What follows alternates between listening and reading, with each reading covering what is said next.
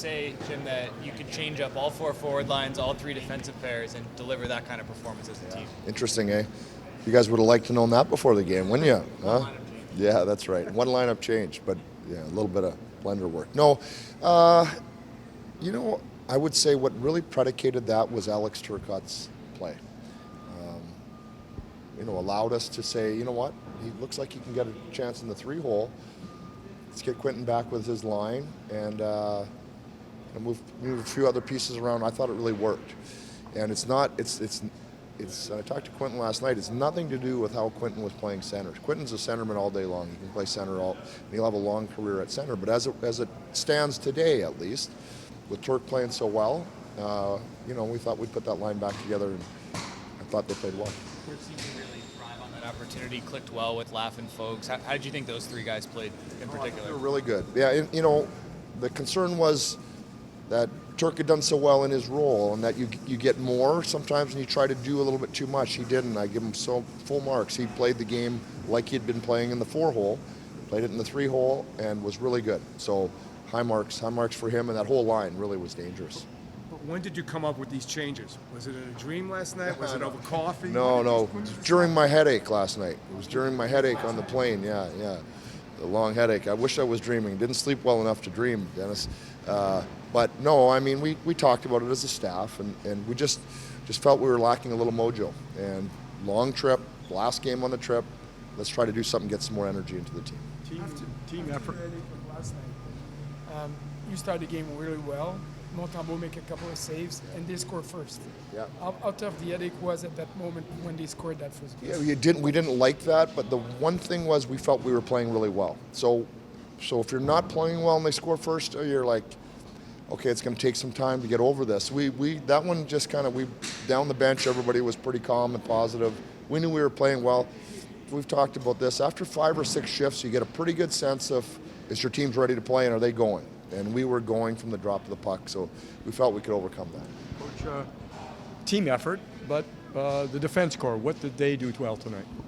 Well, yeah, I mean, again, first of all, I'll go to Jordan Spence, who missed a game. We got lots of defensemen. He had to miss a game. Came back in, played his best game of the year. Looked like he did in preseason, looked like he did last year. So, full marks to him. We'll start there. And then anytime Angie buries one, you're pretty excited. But the play, the 2-on-1, and England broke up the 2-on-1 in the third period. So you look for one of the plays of the game. That was it. It's a defensive play. We talk about what's that worth. Well, that's it's not a goal, but it's worth one step below a goal because he's taken one away, likely. When we look at the scoring sheet, it seems that you didn't win a face-off. 59% goes to Montreal. But when you look closely, I don't believe that you guys lost one important face-off. Is that experience from Gano and Capitan? Is that the big change that you see? Yeah, you'd hope so. Those guys are historically good face-off players. The goal, I think the first goal was a face-off win, ozone by Kopitar also. I think was, who was it, Mikey's goal? Yeah, it was a face-off win by Kopitar. So those guys dig in big moments especially. That's the type of players they are. They're two-way players who really value all aspects of the game. You talked about needing to rely on Mikey and Gavi to kind of get through with Drew out. To be able to put those two guys together, lefty-lefty, and kind of ride them against the big line, how important was that for them to play that way? Yeah, that was a big moment too. I think Gavi played 27 or something.